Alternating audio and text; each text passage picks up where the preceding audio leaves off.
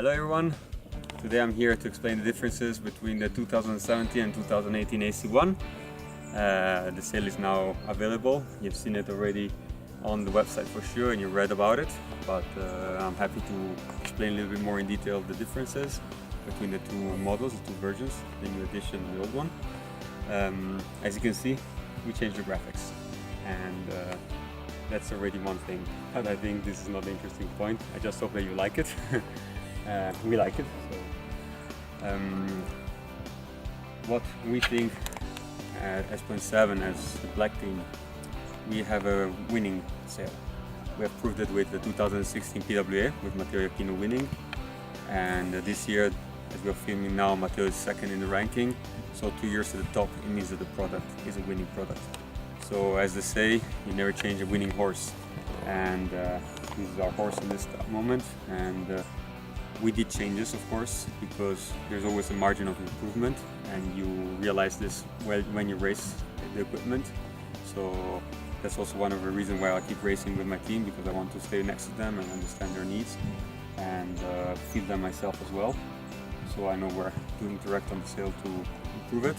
And we don't really believe in big changes in the sense of changing concepts, because if you have a winning concept, to go completely to the opposite direction would be just a marketing idea and concept to make people see that something has changed. We go more into the detail of the existing product. We're at a moment where 2 millimeters of change in the right place can make a difference, can improve the sail. Our focus is always to understand where we were lacking on the performance of the product on the race course, and from there start working on it. So if we might feel that a sail has too much power or less power or not enough speed, or it's not fast enough out of the drive, for each size we decide what we're missing, and then we try to improve that fact. So as you've seen in other videos or in the website, this year there's a new size, which is the 8.5, which is actually the sail. There's 8.5, but there's also the 8.6. So the 8.6 is kept, but there's also the 8.5. So we have the 8.6 and the 8.5.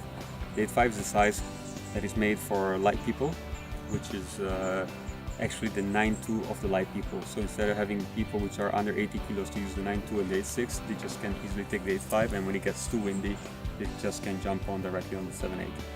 So that's one of the main things that we have introduced in our AC1 slalom range. Here we have now the 7.8. I just rigged one size to have the sail next to me, but as you see, the sail is using the same materials. We have worked a lot in the past on the mast sleeve to make sure that the materials that we use are reactive enough to give us the acceleration, to give us the comfort. So there's a mix of materials in the mast pocket that we like to keep. We have tried all combinations and we still love this kind of concept. The sail is mainly made of monofilm, because monofilm is actually the material which is till now the most reactive material, and this is what we are looking for in our sails. We want them alive, we want them to be reactive. So nothing of that has changed. I'm sure that you all agree that the construction of the sail is strong, so this gives us the chance to resell our sail every year at a good condition, keeping its value, and without having breakages during the season. So mainly the body of the sail has been kept the same. We have worked a lot on the opening of the sails in many sizes, because that's kind of an exhaust pipe of the sail, where you decide how much speed, power and acceleration you want from it. So we worked a lot on each size on the opening of the leech. We have worked a lot also on the settings of the buttons inside the sail. They're very small, but they're actually decreasing power on some sails where it was needed, increasing power on other sails where we needed more power. So we worked on a lot of details which might not be visible, but that's how it is when you work on a product which is already winning. That's the fact. So I would like just to go through now quickly on each size. Taking the 9.2, it has been till now a very powerful sail, which having a lot of power in light wind. It was a winning sail. We have won many hits with 9.2, the whole team has. And what it was though, it was actually almost too good also in stronger winds, and keeping the board a little bit heavier in light winds. So we worked on the sail on the 9.2 just to make sure that the sail would keep the board floating a little bit higher on the water, on the surface, so that it would make the board fly easier over the chop and in lighter conditions, instead of having the board being pressed more down and slowing down the slipping effect of the board, of the gliding effect of the board. The 8.6, we tuned millimeters on it.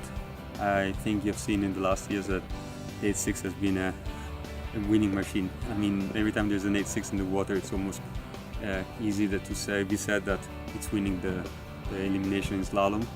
And we just tweaked very small things. I think if you have the old one, you go on the new one, the change is very small. You would only realize if you raise one to one, then you will see which is better, but there was not much work to do.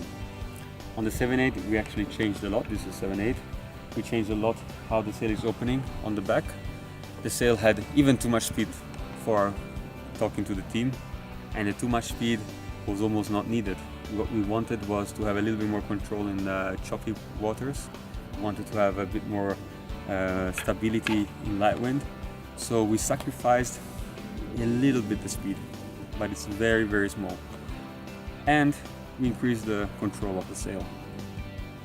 When you increase the control, often the result is actually that you increase the comfort of the sail. Increasing the comfort, what happens is that you increase the speed. So even if you raise them, maybe if you raise the new sail against the old sail in flat water, you might think that maybe the old one could be a little bit faster, but as soon as you realize how much more comfortable the new one is, you actually see how much faster inner length of water that you're racing in.